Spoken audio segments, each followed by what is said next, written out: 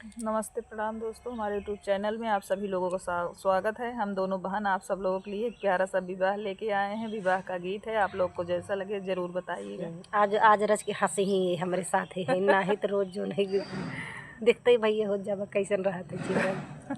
चल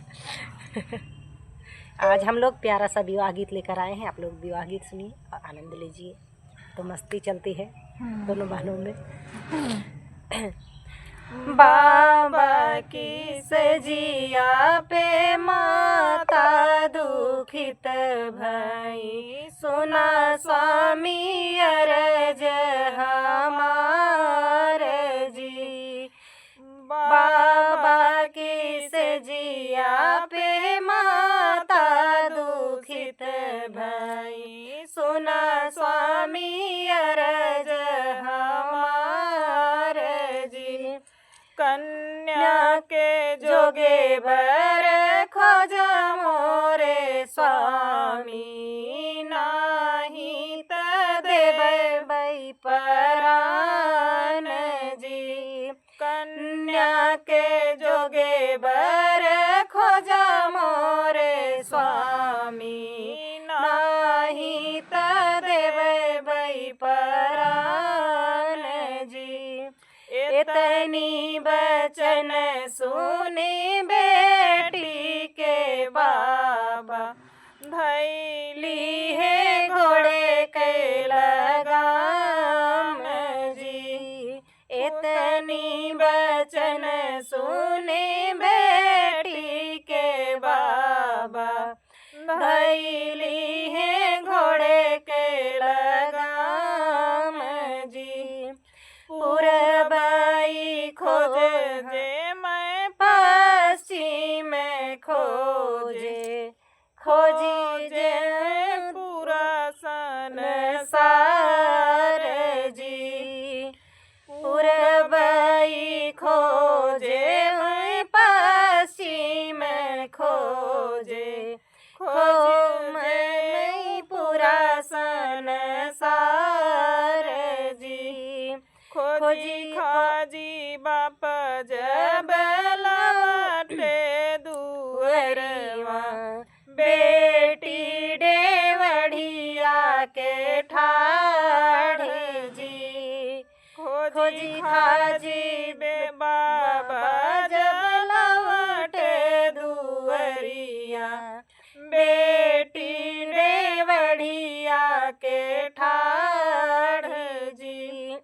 कवन कवन सुख खोजा मोरे बाबा, ऊ सुख देता बताई जी।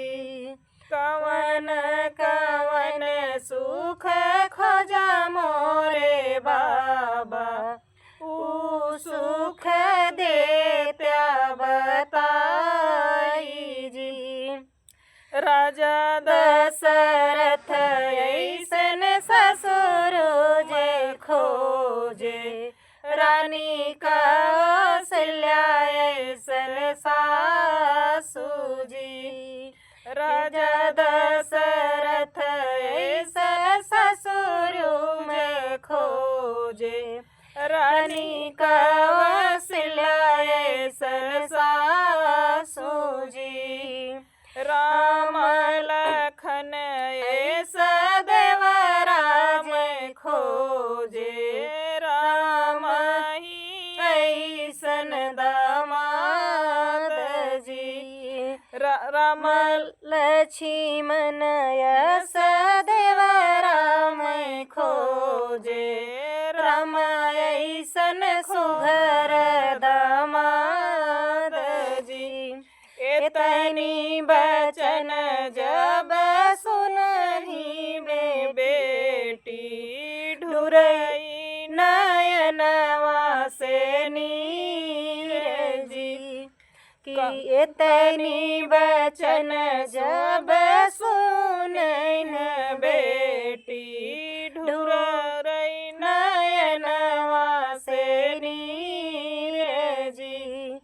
कवने गुनहिया से चुका मोरे बाबा, संवरई खोजा दामाद जी कवने गुनहिया से चुका मोरे बाबा संवरई खोजा दामाद जी सवर संवर जीनी करा मोरी बेटी संवर रहन भगवान जी संवर संवर जीनी करा मोरे बेटी संवरैया हेन भगवान जी संवरई के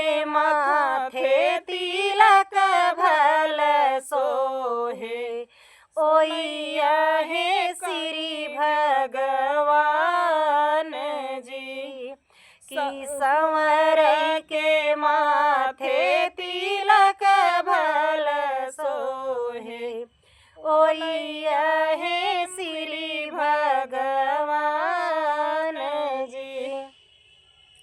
तो फ्रेंड यह विवाह गीत आप जैसा सभी लगे को जैसा भी लगे कमेंट में ज़रूर बताइएगा। हम लोग फिर मिलते हैं कुछ ऐसे गीतों के साथ, तब तक के लिए आप सभी को जय जय।